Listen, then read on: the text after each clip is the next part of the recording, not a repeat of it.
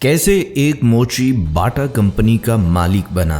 दोस्तों, क्या आपने कभी सोचा है कि एक पसमानदा गांव, दो बड़ी आलमी जंगें और एक गरीब मोची मिलकर कैसी तारीख लिख सकते हैं। ये कोई आम कहानी नहीं है, ये एक ऐसी कहानी है जिसे हिटलर के तबाहकुन बम भी खत्म न कर सके। फैक्ट्रियां जल गईं, सब कुछ राख हो गया, लेकिन फिर क्या हुआ? क्या आप जानना चाहते हैं कि दुनिया की सबसे बड़ी जूतों की कंपनी आखिर कैसे बनी? ये कहानी शुरू होती है साल 1894 से, चेकोस्लोवाकिया के एक इंतहाई कच्चे और पसमानदा गांव से, जिसका नाम ज़िलीन था। यहाँ गलियां कच्ची थीं और ट्रेन की पटरी का तो नामो निशान तक नहीं था। इसी गांव में एक गरीब खानदान पिछले 400 साल से जूते बनाकर अपना पेट पाल रहा था। इसकी दर्जनों नस्लें इसी पेशे में खामोशी से खत्म हो गईं। लेकिन फिर इस खानदान में एक लड़का बड़ा हुआ जिसकी सोच बिल्कुल मुख्तलिफ थी। इसका नाम था थॉमस बाटा। थॉमस ने अपने चारों तरफ देखा और एक बहुत बड़ा फैसला किया। उसने कहा, मैं सिर्फ एक आम मोची बनकर जिंदगी नहीं गुजारूंगा। वो कुछ बड़ा करना चाहता था और आप यकीन करेंगे कि उसके एक फैसले ने पूरी दुनिया की तारीख बदल दी। थॉमस का फैसला आसान नहीं था। खानदानी रिवायत से बगावत की बू आ रही थी, लेकिन वो रुकने वाला नहीं था। उसने अपनी बहन आना और भाई अंथोनी को साथ मिलाया और एक छोटी सी कंपनी की बुनियाद रख दी और उसका नाम रखा बाटा। क्या आपको मालूम है शुरुआत में उनकी फैक्ट्री में कितने लोग थे? सिर्फ 10 मजदूर। जी हाँ, एक कच्चे गांव में जहां कोई बुनियादी सहूलत मौजूद नहीं थी। लेकिन थॉमस पीछे हटने वालों में से नहीं था। वो डटा रहा। इस दौर का एक बहुत बड़ा मसला था, सारे जूते चमड़े से बनते थे। इन्हें बनाना इंतहाई मुश्किल काम था। सबसे बड़ी खामी ये थी कि ये जूते पहनने में सख्त और भारी होते थे। आम आदमी के लिए इन्हें खरीदना आसान नहीं था। थॉमस ने इस मुश्किल को करीब से महसूस किया। उसे अंदाजा हो गया कि कुछ नया करना होगा और फिर उसने वाकई कमाल कर दिया। उसने एक ऐसा हैरत अंगेज कदम उठाया जिसने जूतों की दुनिया में जबरदस्त इनकलाब बर्पा कर दिया। उसने चमड़े को पीछे छोड़ दिया और उसने कैनवस के जूते बनाना शुरू कर दिए। क्या आप इस इजाद की असल ताकत समझ रहे हैं? कैनवस का जूता इंतहाई हल्का था, ये देरपा था और सबसे बड़ी बात, बहुत सस्ता था। ये फैसला जादू की तरह साबित हुआ। बाटा के ये हल्के फुल्के शूज हाथों हाथ बिकने लगे। 10 मजदूरों से शुरू होने वाली वो छोटी सी फैक्ट्री तेजी से बड़ी हो रही थी। लोग इस कामयाबी पर हैरान थे। देखते ही देखते इन मजदूरों की तादाद 120 तक पहुंच गई। थॉमस ने इसी पसमानदा गांव में अपना पहला शोरूम खोल लिया। कामयाबी अब इनके कदम चूम रही थी। लेकिन जरा सोचें, क्या ये सफर आगे भी इतना ही आसान था? थॉमस के ख्वाब गांव की सरहदों से बहुत आगे निकल चुके थे। इसे समझ आ गई थी कि दुनिया पर राज करने के लिए इसे छोटी सोच से बाहर आना होगा। 1903 में उसने एक जबरदस्त फैसला किया। वो सीधा जर्मनी और फिर वहां से अमेरिका चला गया। वहां जाकर उसने क्या देखा? उसने बड़ी फैक्ट्रियों के चक्कर लगाए। उसकी मुलाकात हेनरी फोर्ड से हुई। उसने बगौर देखा कि फोर्ड मोटर्स हजारों मजदूरों को कैसे संभालती है। वो अमेरिका से कामयाबी का एक पूरा विजन लेकर वापिस आया। वापसी पर उसने जो सोचा वो वाकई लाजवाब था। उसने शिद्दत से महसूस किया कि उसका गांव ज़िलीन तरक्की की राह में बड़ी रुकावट है। एक पसमानदा गांव में रहकर वो कभी बैनुल-अक़वामी ब्रांड नहीं बना सकता। फिर उसने क्या किया? उसने फैक्ट्री बड़े शहर में मुंतकिल कर दी। बिल्कुल नहीं, उसने फैसला किया वो पूरे गांव को ही बदल कर रख देगा। क्या आप सोच सकते हैं कि एक अकेला आदमी पूरे शहर का बोझ अपने कंधों पर उठा ले?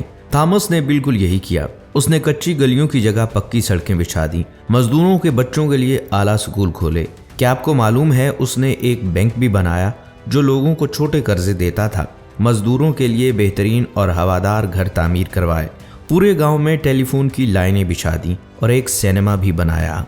एक अकेले इंसान ने ज़िलीन का नक्शा पलट कर रख दिया। कच्चा गांव अब जदीद शहर बन चुका था।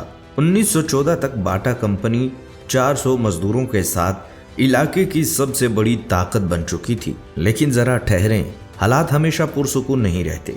क्या ये अरूज किसी बड़े तूफान की खामोश आमद का इशारा तो नहीं था? 1914 आ गया। पूरी दुनिया में एक खौफनाक तूफान बरपा हुआ। पहली जंग अजीम। जहां हर तरफ तबाही थी, वहीं बाटा के लिए ये जंग एक हैरत अंगेज मोड़ लेकर आई। क्या आप जानते हैं कि उस वक्त क्या हुआ? फौजियों को मार्च के लिए मजबूत जूतों की जरूरत थी। हुकूमत ने बाटा को 50,000 फौजी बूट बनाने का बड़ा ऑर्डर दिया। अब बाटा की फैक्ट्रियां दिन रात चलने लगी। मजदूरों की तादाद 400 से बढ़कर सीधी 4,000 तक पहुंच गई। क्या आप अंदाज़ा लगा सकते हैं कि रोज़ाना कितने जूते बन रहे थे? पूरे 6,000। फौजी ट्रेनें फैक्ट्री आती और जूते महाज पर ले जाती। लेकिन फिर 1918 में जंग अचानक खत्म हो गई और इसके साथ ही बाटा पर एक बहुत खतरनाक मुआशी बहरान टूट पड़ा। फौज की सप्लाई बंद हो गई, फैक्ट्रियों में जूतों के अंबार लग गए, लेकिन खरीदार गायब थे। हालात इतने खराब हो गए कि अब 6,000 मजदूरों को तनख्वाह देना नामुमकिन लग रहा था। दिवालिया होने का खतरा सर पर खड़ा था। हर शख्स बेहद परेशान था कि अब क्या होगा। ऐसे वक्त में थॉमस ने एक ऐसा ज़बरदस्त मास्टर स्ट्रोक खेला जिसने मार्केट को हिला कर रख दिया। इसने अपने जूतों की कीमत सीधा 40% कम कर दी। जी हाँ, पूरे 40%। आम लोगों के लिए ये किसी लॉटरी से कम नहीं था। महंगे जूते अब इंतहाई सस्ते दामों मिल रहे थे। पूरे यूरोप में बाटा की दुकानों पर खरीदारों का एक ज़बरदस्त सैलाब आ गया। ये बाटा की पहली बाकायदा सेल थी। इस एक हैरानकुन फैसले ने कंपनी को मुकम्मल तबाही से बचा लिया। क्या आपने कभी सोचा था कि आजकल जो हम सेल से खरीदारी करते हैं, इसकी शुरुआत इतने बड़े बहरान में हुई थी? बाटा कंपनी आसमान की बुलंदियों को छू रही थी, लेकिन फिर 12 जुलाई 1932 का वो इंतहाई अफसोसनाक दिन आ गया। एक खौफनाक हवाई जहाज का हादसा हुआ और थॉमस बाटा हमेशा के लिए इस दुनिया से चल बसा। सोचें ज़रा, जिस शख्स ने अपने खून पसीने से ये अजीम सल्तनत खड़ी की, वो अचानक नहीं रहा। क्या ये बाटा का मुकम्मल इख्तिताम था? नहीं, उसके बेटे ने फौरी तौर पर भाग दौड़ संभाली, लेकिन किस्मत कुछ और ही खेल खेल रही थी। दूसरी जंग अजीम शुरू हो गई। हालात इस कदर भयानक हो गए कि इनके गांव जिलीन पर फिजा से खतरनाक बमबारी शुरू हो गई। वो शानदार फैक्ट्रियां जो कभी दिन रात चलती थीं, अब महज मलबे का ढेर बन चुकी थीं। सब कुछ जलकर राख हो गया। सालों की मेहनत, बड़े ख्वाब और अजीमुशान इमारतें सब खाक में मिल गईं। क्या आप इतनी खौफनाक तबाही के बाद दोबारा खड़े होने का सोच सकते हैं? शायद कोई और इंसान होता, मुकम्मल तौर पर हिम्मत हार देता, लेकिन ये बाटा ख़ानदान था। थॉमस जूनियर कनाडा मुंतकिल हो गया और वहाँ जाकर उसी पुराने और सच्चे जज्बे के साथ एक बिल्कुल नई शुरुआत की। इस बार इनका इरादा और भी मजबूत था। उन्होंने फैसला किया कि कंपनी को इतना ज़्यादा फैला देंगे कि कोई एक जंग या कोई हिटलर इसे दोबारा कभी तबाह ना कर सके, और वो वाकई इस मकसद में कामयाब हुए। देखते ही देखते ये कारोबार दुनिया के 99 ममालिक तक फैल गया। 90,000 से ज़्यादा मजदूर, 5,000 शानदार शोरूम्स। एक वक्त आया जब ये लोग 2.5 करोड़ से ज़्यादा जूतों के जोड़े बना रहे थे। कमाल की बात है ना, राख के ढेर से उठकर दुनिया की सबसे बड़ी ताकत बन जाना। लेकिन कहानी यहाँ ख़त्म नहीं होती। असल धचका तो भी बाकी था। सब कुछ बिल्कुल परफेक्ट चल रहा था। बाटा कंपनी जूतों की दुनिया का बेताज बादशाह बन चुकी थी। 5,000 शोरूम्स और करोड़ों जूते।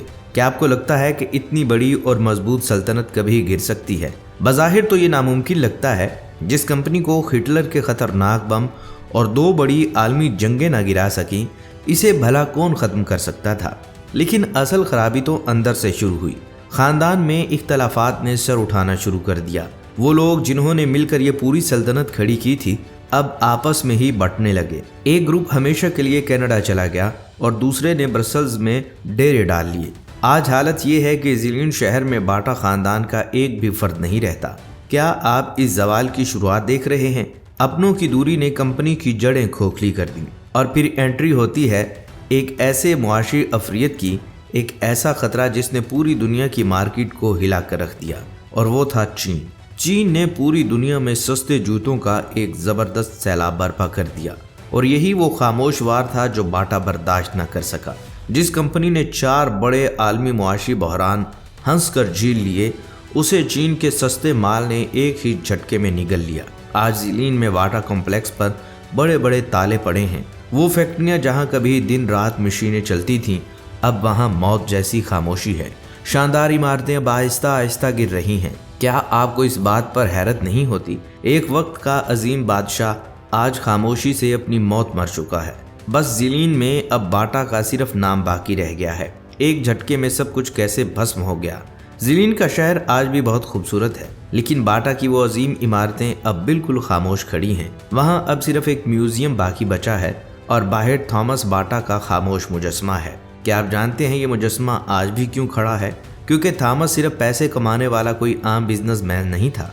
इसने अपने गरीब मजदूरों को अपना खानदान समझा और उनके लिए पूरा शहर बसाया। वो एक सच्चा इंसान दोस्त था और सच तो ये है कि ऐसे लोग तारीख में हमेशा जिंदा रहते हैं, चाहे उनकी फैक्ट्रियां हमेशा के लिए ही बंद क्यों ना हो जाएं। क्या आपने भी बचपन में बाटा के स्कूल शूज पहने हैं? क्या आपकी भी बाटा के साथ यादें जुड़ी हैं? कमेंट सेक्शन में जरूर